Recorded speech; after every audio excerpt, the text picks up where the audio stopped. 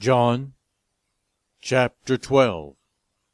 6 days before the Passover, Jesus came to Bethany, where Lazarus lived, whom Jesus had raised from the dead. Here a dinner was given in Jesus' honor. Martha served, while Lazarus was among those reclining at the table with him. Then Mary took a pint of pure nard, an expensive perfume. She poured it on Jesus' feet, and wiped his feet with her hair, and the house was filled with the fragrance of the perfume. But one of his disciples, Judas Iscariot, who was later to betray him, objected. Why wasn't this perfume sold and the money given to the poor? It was worth a year's wages. He did not say this because he cared about the poor, but because he was a thief. As keeper of the money bag, he used to help himself to what was put into it. "Leave her alone," Jesus replied. "It was intended that she should save this perfume for the day of my burial. You will always have the poor among you, but you will not always have me." Meanwhile, a large crowd of Jews found out that Jesus was there and came, not only because of him, but also to see Lazarus, whom he had risen from the dead.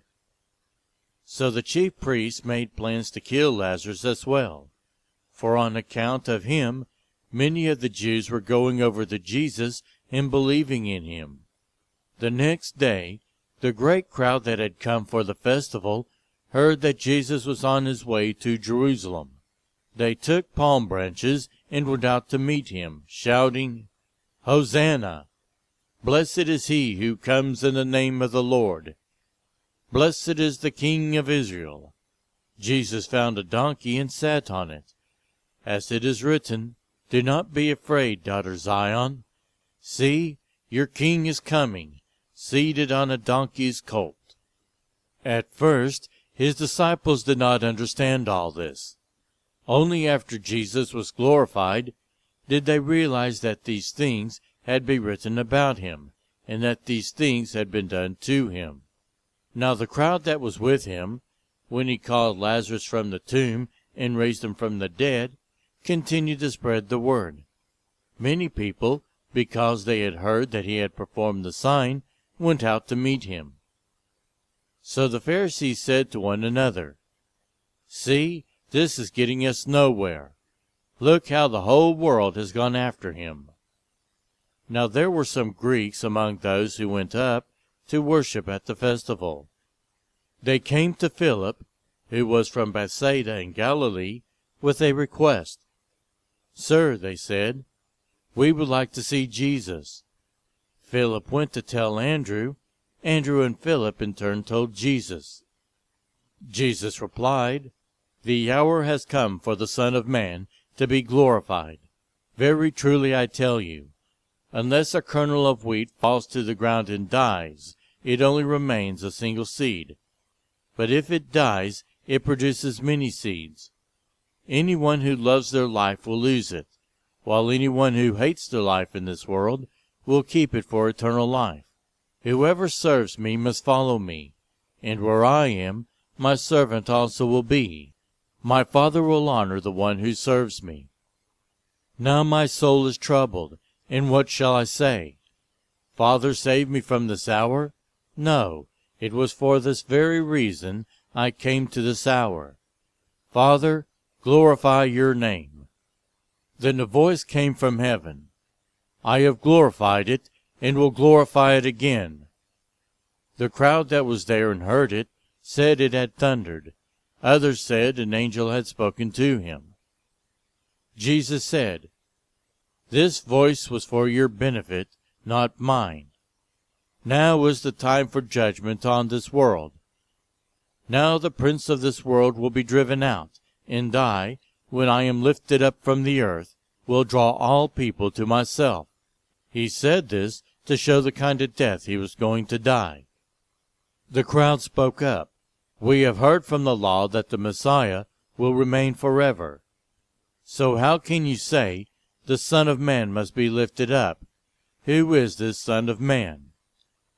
Then Jesus told them, You are going to have the light just a little while longer. Walk while you have the light, before darkness overtakes you. Whoever walks in the dark does not know where they are going. Believe in the light while you have light, so that you may become children of light."